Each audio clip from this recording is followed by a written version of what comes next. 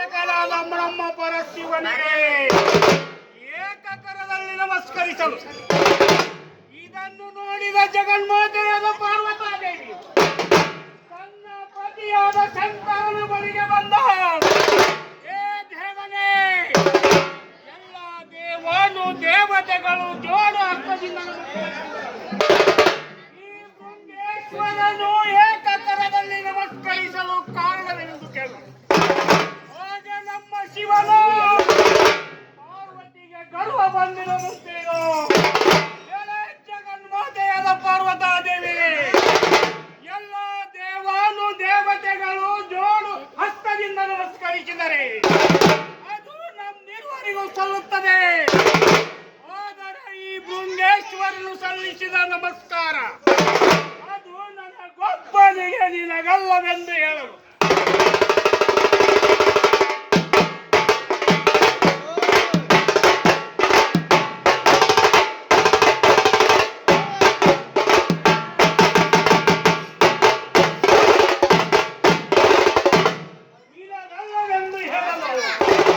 ಇದರಿಂದ ಕೋಪಗೊಂಡ ಜಗನ್ಮಾತೆಯಾದ ಪಾರ್ವತಾದೇವಿಯು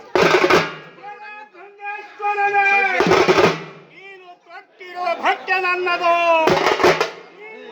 ಓಡುವ ಗಾಡಿ ನನ್ನದು, ನೀನು ಓಡಾಡುವ ಈ ಭೂಮಿ ನನ್ನದು. ಇದನ್ನು ಅರಿಯದೆ ನನಗೆ ನಮಸ್ಕಾರ ಮಾಡಲಿಲ್ಲವಾದ್ದರಿಂದ ನಿನಗೆ ಶಾಪಂ ಕೊಡುವೆನೆಂದು ಹೇಳಿ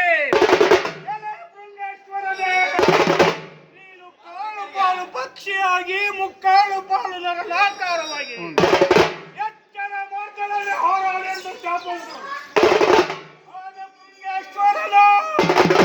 ಜಗನ್ಮಾತೆಯಾದ ಪಾರ್ವತಾದೇವಿಯ ಶಾಪಕ್ಕೆ ಶಾಪಗ್ರಸ್ತನಾಗಿ ಎಚ್ಚರ ಮಾರ್ಗದಲ್ಲಿ ಹೋರಾಡುತ್ತಿರಲು ಇದನ್ನು ನೋಡಿದ ನಮ್ಮ ಜಗದ್ರಕ್ಷಕನಾದ ನಮ್ಮ ಪರಶಿವನು ಎಚ್ಚರ ಮಾರ್ಗದಲ್ಲಿ ಹೋರಾಡುತ್ತಿರುವ ಶೃಂಗೇಶ್ವರನಿಗೆ ತನ್ನ ತ್ರಿಶೂಲವನ್ನು ತೆಗೆದು ವಾಹನವನ್ನಾಗಿ ಕಳಿಸಿದ.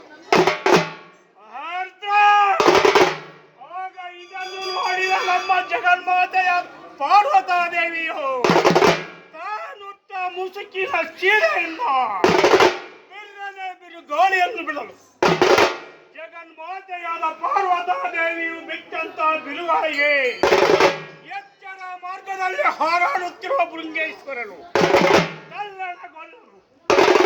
ಆಗ ಇದನ್ನು ನೋಡಿದ ನಮ್ಮ ಜಗದ್ರಕ್ಷಕನಾದ ನಮ್ಮ ಪರಶಿವನು ಜಗನ್ಮಾತೆಯಾದ ಪಾರ್ವತಾದೇವಿಗೆ ಶಾಪಂ ಕೊಡಲು. ಅದೇನೆಂದರೆ, ಎಲೆ ಜಗನ್ಮಾತೆಯಾದ ಪಾರ್ವತಾದೇವಿಗೆ ನೀನು ಉತ್ತರ ದಿಕ್ಕಿನಲ್ಲಿರುವ ಕೊಲ್ಲಾಪುರ ಎಂಬ ಪಟ್ಟಣದಲ್ಲಿ ದೊಡ್ಡರ ಮನೆತನದಲ್ಲಿ ಮಾಯವಾಗಿ ಹುಟ್ಟೆಂದು ಶಾಪಂ ಕೊಡಲು.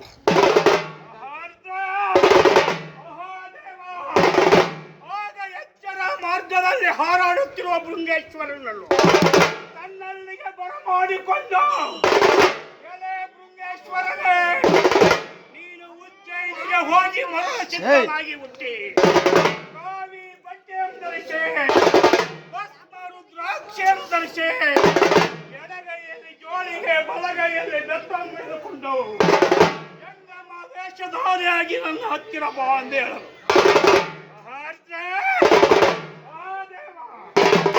ಆಗ ಬೃಂಗೇಶ್ವರನು ಉಜ್ಜಯಿನಿಗೆ ಹೋಗಿ ಮರಳ ಸಿದ್ಧನಾಗಿ ಹುಟ್ಟಿ ಕಾವಿ ಬಟ್ಟೆಯನ್ನು ಧರಿಸಿ ಭಸ್ಮ ರುದ್ರಾಕ್ಷಿಯನ್ನು ಧರಿಸಿ ಎಡಗೈಯಲ್ಲಿ ಜೋಳಿಗೆ ಬಲಗೈಯಲ್ಲಿ ಬೆತ್ತವನ್ನು ಹಿಡಿದುಕೊಂಡು ಜಂಗಮ ವೇಷಧಾರಿಯಾಗಿ ನಮ್ಮ ಪರಶಿವನ ಹತ್ತಿರ ಬಂದು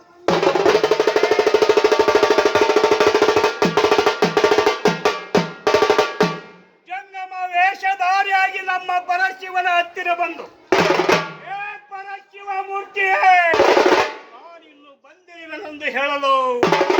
ಆಗ ನಮ್ಮ ಶಿವನು ಜಂಗಮ ವೇಷಧಾರಿಯಾದ ಮರಸಿದ್ದನೆ, ಪೂರ್ವಕ್ಕೆ ಭಿಕ್ಷಕ್ಕೆ ಹೋಗೋ, ಪಶ್ಚಿಮಕ್ಕೆ ಭಿಕ್ಷಕ್ಕೆ ಹೋಗೋ, ದಕ್ಷಿಣಕ್ಕೆ ಭಿಕ್ಷಕ್ಕೆ ಹೋಗೋ, ಆದರೆ ಉತ್ತರ ದಿಕ್ಕಿಗೆ ಮಾತ್ರ ಭಿಕ್ಷಕ್ಕೆ ಹೋಗಬೇಕೆಂದು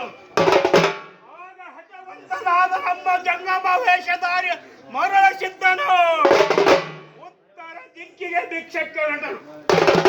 ಉತ್ತರ ದಿಕ್ಕಿನಲ್ಲಿರುವ ಕೊಲ್ಲಾಪುರ ಎಂಬ ಪಟ್ಟಣಕ್ಕೆ ಬಂದನು. ಆ ಪಟ್ಟಣದ ಕೋಟೆ ಸುತ್ತಲೂ ಕೋಟೆ ರಾಕ್ಷಸರ ಕಾವಲು, ಎಡಗಡೆ ಏಕನಾದಿ ಯಲ್ಲಮ್ಮನ ಕಾವಲು, ಬಲಗಡೆ ಬನ್ನಿ ಮಾಂಕಾಳಿಯ ಕಾವಲು, ಎದುರಿಗೆ ಗಜ ಸರ್ಪಗಳ ಕಾವಲು. ಇಂದಿವಿಗಳನ್ನು ನೋಡಿಕೊಂಡು ಬಾಗಿಲಿಗೆ ಬಂದು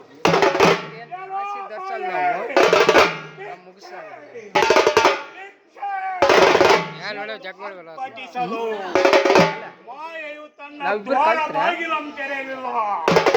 ಇದರಿಂದ ರೊಚ್ಚಿಗೆದ್ದ ನಮ್ಮ ಮರುಳ ಸಿದ್ಧನು, ಏನೋ ಮಾಯೆ, ನಿನ್ನ ಗಂಡನಿಗೆ ಭಿಕ್ಷೆ, ನಿನ್ನ ಬಿಂದನಿಗೆ ಭಿಕ್ಷೆ, ನಿನ್ನ ಕೋಲ ಹಳದಿಗೆ ಭಿಕ್ಷೆ ಎಂದು ಅರ್ಪಣಿಸ. ಆಗ ಪಟ್ಟೆ ಮಂಚದ ಮೇಲೆ ಮಲಗಿದ್ದ ಮಾಯೆಯು ತಕ್ಷಣ ಎದ್ದು ಬಂದು ಜಂಗಮ ವೇಷಧಾರಿ ನಿಂತಿರುವುದನ್ನು ಕಂಡು ಒಳಗಡೆ ಹೋಗಿ ಸ್ಫೋಟಕ ವಿಷವನ್ನು ತೆಗೆದು ಬೆಳ್ಳಿಯ ತಟ್ಟೆಯಲ್ಲಿ ತರಲು ಬೆಳ್ಳಗಾಗಿ ಹೋಯಿತು.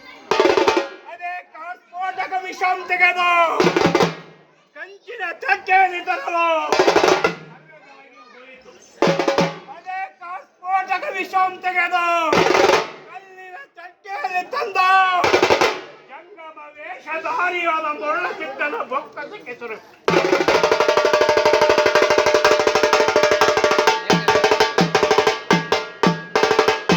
ಮರುಳ ಸಿದ್ಧನ ಬೊಕ್ಕಸಕ್ಕೆ ಸುರಿಯಲು ಆಗ ನಮ್ಮ ಮರುಳ ಸಿದ್ಧನು ಆ ವಿಷವನ್ನು ಸುರನೆ ಸುರಪ್ಪನ ಮಾಡಿ ಹೊಟ್ಟೆ ತುಂಬಲಿಲ್ಲ, ತೃಪ್ತಿಯಾಗಲಿಲ್ಲ, ಮತ್ತಷ್ಟುತ್ತ ಎಂದು ಅರ್ಪಣಿಸ. ಆಗ ಮಾಯೆಯು ಒಳಗಡೆ ಹೋಗಿ ತನ್ನ ದ್ವಾರ ಬಾಗಿಲನ್ನು ಭದ್ರಪಡಿಸಿಕೊಂಡು ಹೊಟ್ಟೆ ಮಂಚದ ಮೇಲೆ ಮಲಗಿ ಇದರಿಂದ ರೊಚ್ಚಿಗೆದ್ದ ನಮ್ಮ ಮರುಳ ಸಿದ್ಧನು ಮಾಯೆ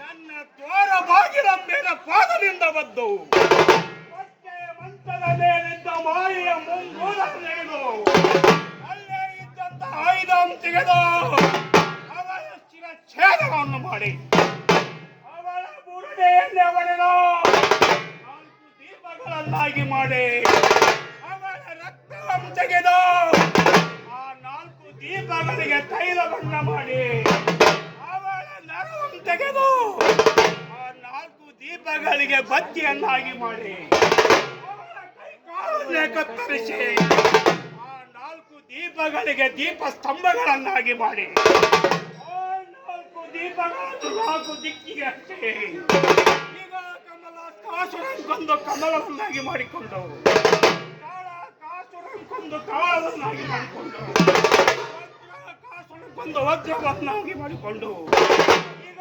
ನವಬದ್ಧ ಭಜನ ಕೀಲಗ ಓಲಗ ವಾದ್ಯಗಳಿಂದ